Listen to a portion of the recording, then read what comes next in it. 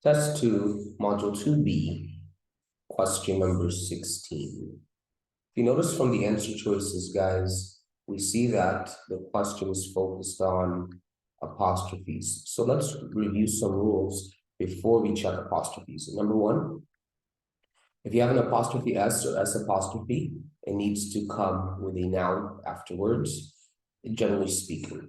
Number two, you cannot have two nouns next to one another. You need to separate them somehow, some way.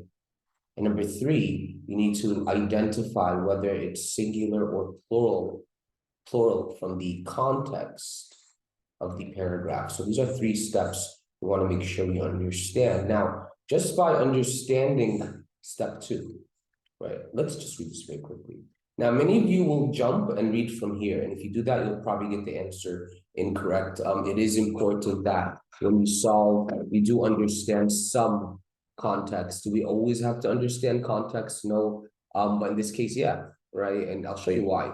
In Death Valley National Park's racetrack of Playa, a flat, dry lake bed are 162 rocks, some weighing less than 100 pounds, that move periodically from place to place, seemingly of their own volition. Racetrack-like trails in the blank, mysterious migration. Okay, so let's get started. Let's check this out. So notice answer A, right? Playa's sediment. And so here in answer A, we have a noun and a noun. And remember I told you we can't have two nouns next to one another. So answer A would be incorrect because of that little rule. And then you also have answer B. Now look at answer B. Rocks is a noun. Pay attention here. Mysterious is an adjective. Migration is a noun. Also, another thing you cannot have, according to certain little tips and tricks of the apostrophe, you shouldn't have a noun, adjective, noun as well. This would be incorrect. The adjective can be ignored, or we can view it as invisible.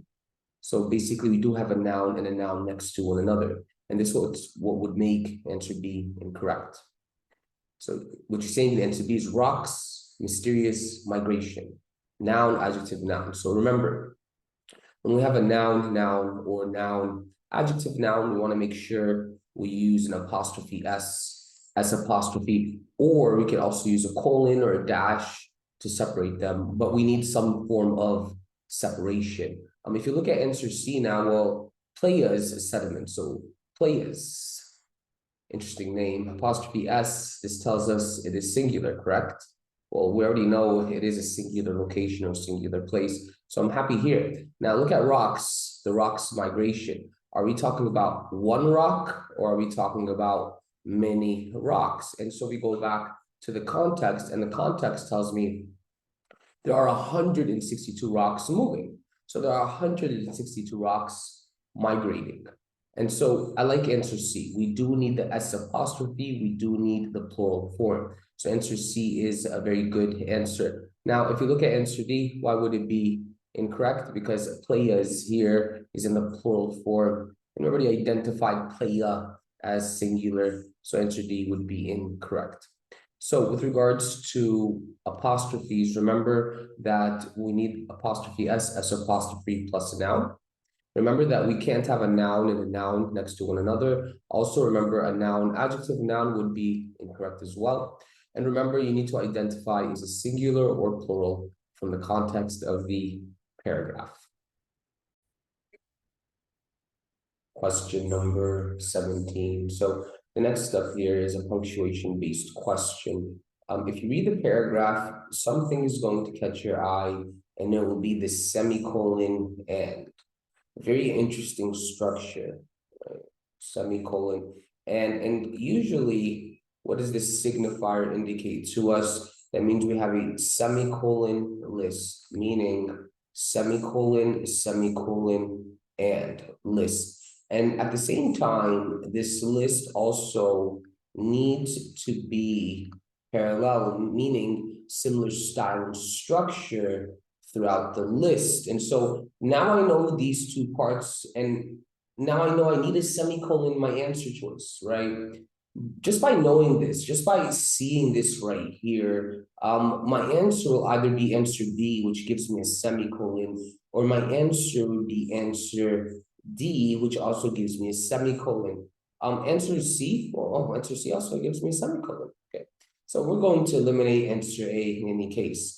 Our next step now is to look for parallel structure. And what is parallel structure? It means that the list maintains a similar or same style. So let's break this down, right? Let's begin from here. Nigerian author Buki Imichita's celebrated literary over includes The Joys of Motherhood, a novel about the changing roles of women in 1950s. Thank you, Mr. Min. Now I'm going to highlight this, right? Notice here we have the name of the book, right?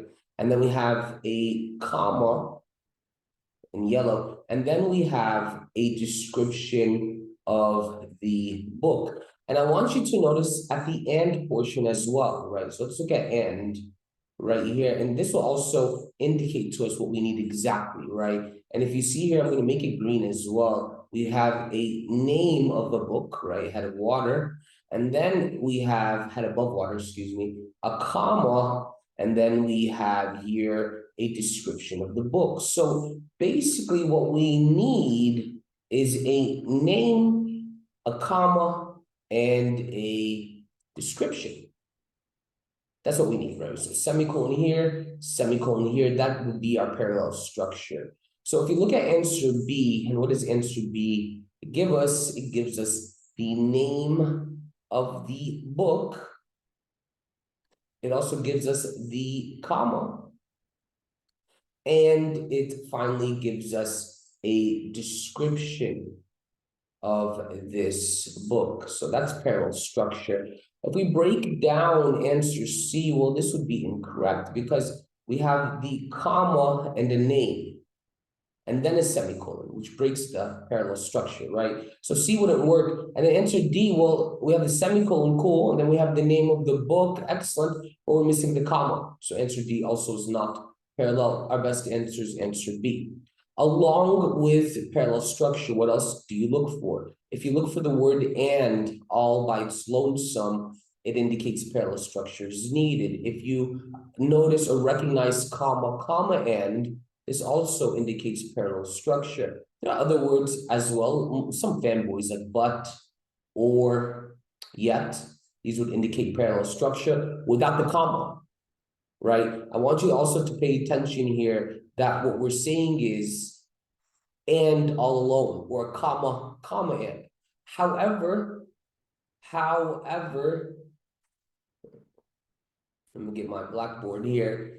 If we just see a single comma and, what does this indicate to us? It indicates we need an independent idea before and an independent idea after. So notice the different uses of and. Notice the different uses. Comma and would be for two independent ideas. However, and alone would be parallel words. Comma and parallel phrases.